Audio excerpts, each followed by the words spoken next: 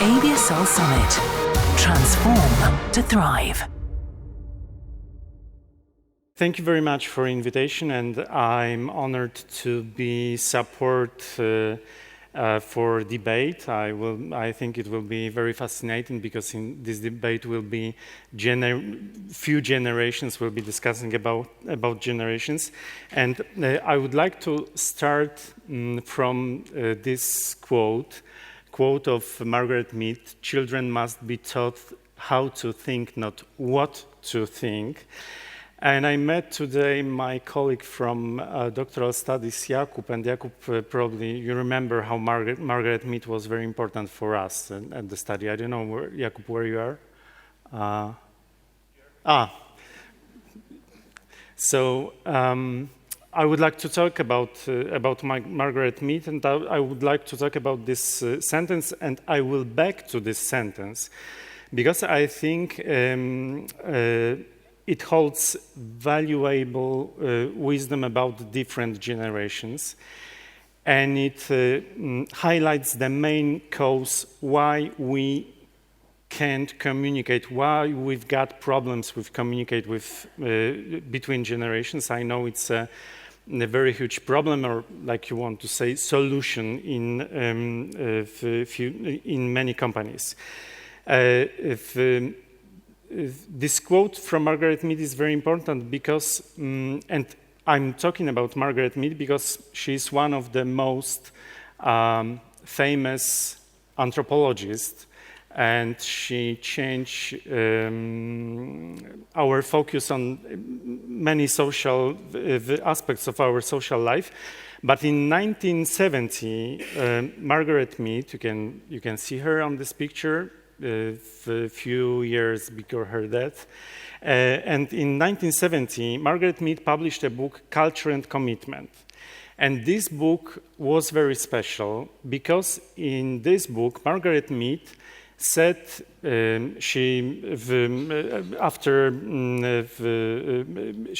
based on her observation on many countries and many cultures, she said that we've got three kinds of cultures.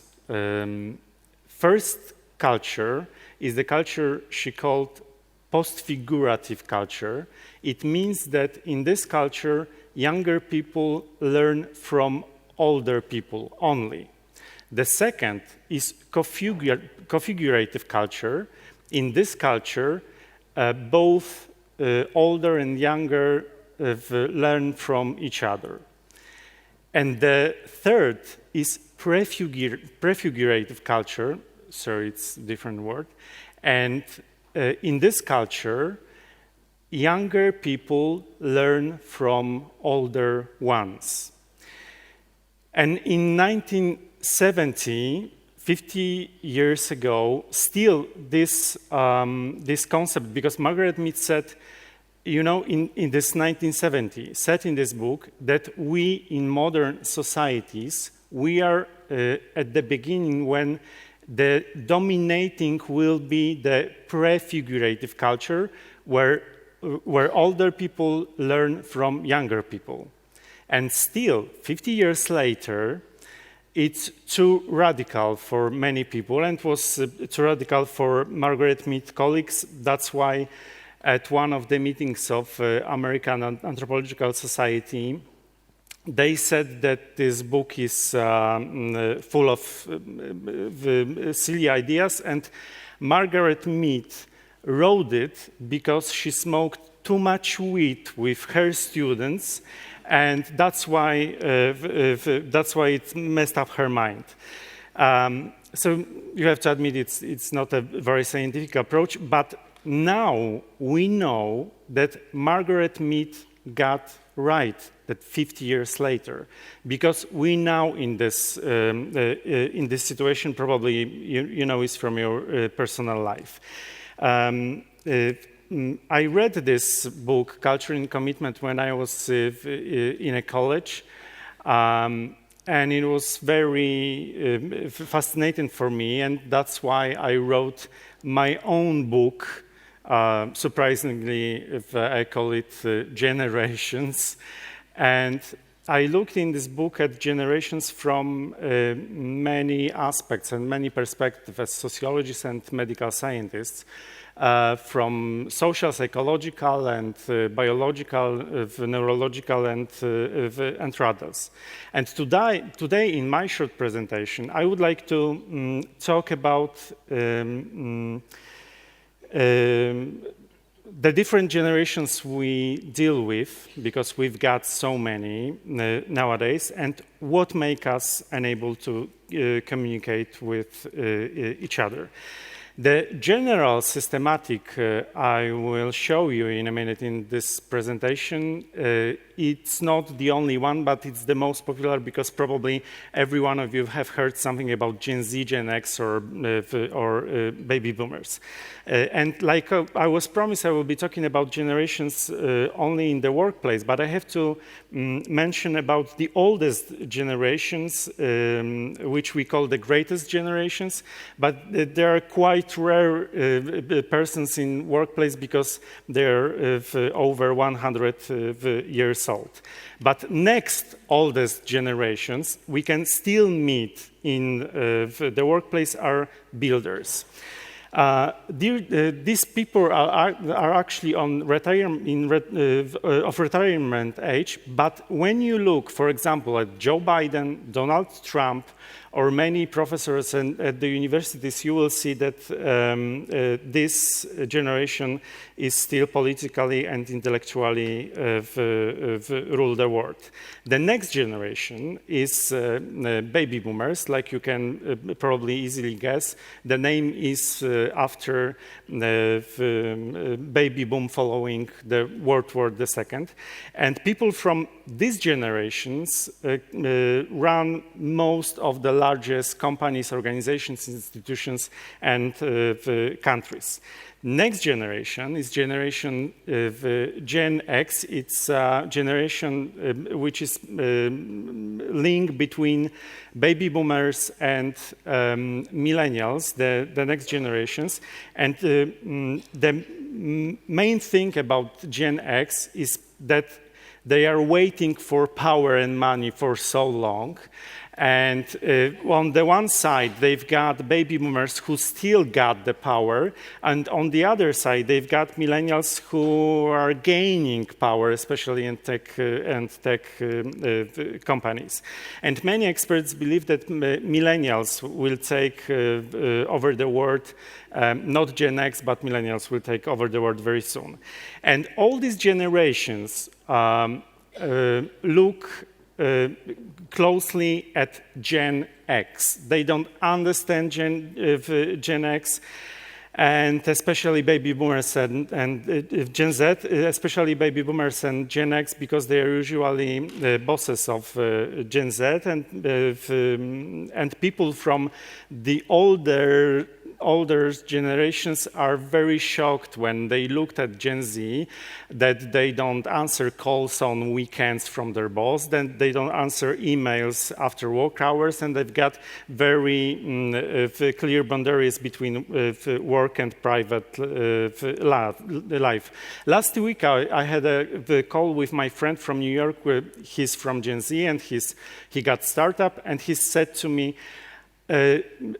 one guy I can stand with this Gen Z. One guy just told me he can't stay at work after hours because he's got salsa lessons. Salsa lessons are the most important for him than work. Can you imagine?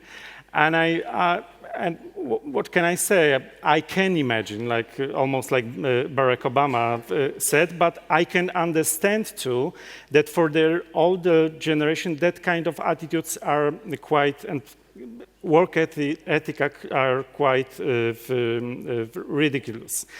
Finally, slightly on the side, I want to mention about the next generations, Gen Alpha, and I want to say about this generation only that when other generations communicate with radio, television, TikTok, Facebook, this generation will be communicate and will be create the world through computer games, as weird as it sounds. So we have to prepare for it.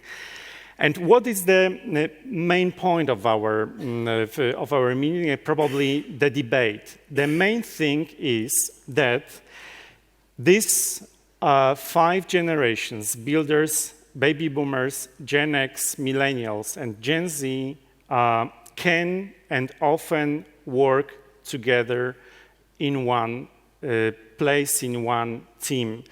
Never before in human history we have a situation like that, and these generations have to, that the generation work together with such intensity. And what is the problem with this communication? The main problem, in my opinion, is that that generations just building walls between, and they don't want to communicate. Sometimes they need, but they don't want to communicate. And in my opinion, the main problem is what I call structural sentimentalism. I will explain what I mean. Have you ever heard from older people when they say, "When I was your age"? Probably it was a story like that. When I was your age, I have to walk to school 10K uphill with a heavy backpack and blah, blah, blah. Or maybe just think, maybe you're on the other side and you are talking to younger people when I was at your age. This is structural sentimentalism. This is the main problem, that we don't listen what younger people want to say to us. And going back to the Margaret Mead quote, we constantly try to tell to younger generations what to think, not how to think. We expect them to be constantly grateful, and they are not. Sometimes we are talking to them, "You don't appreciate what we made for you, created for you," and they replied, "So what? But you've ruined our planet." So it's not that kind of communication which we need. So what can we do? Tatiana said that about skills. I think that social skills are still very important, and this kind of human magic, like you said, is very important. So social skills and good communication will be good for every generations.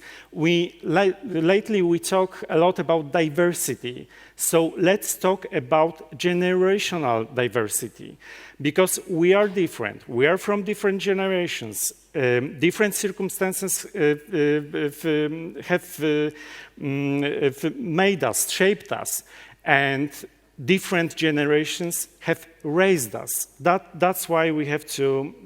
That's why we have to communicate, and we have to find what strengths we have in every generation, so what we can learn from each other, younger from older and older from younger, and let's listen to each other. Not hear, but listen. This is the main point. At the end, I came with acronym GEN from 3 words that should guide us in this intergenerational cooperation. It's generosity, empathy, and need. Because not only in companies, but in real life, every generations, we need each other. And through this, there will be peace and happiness between us. I promise. And I wish you, person from every generation, all the, well, thank you.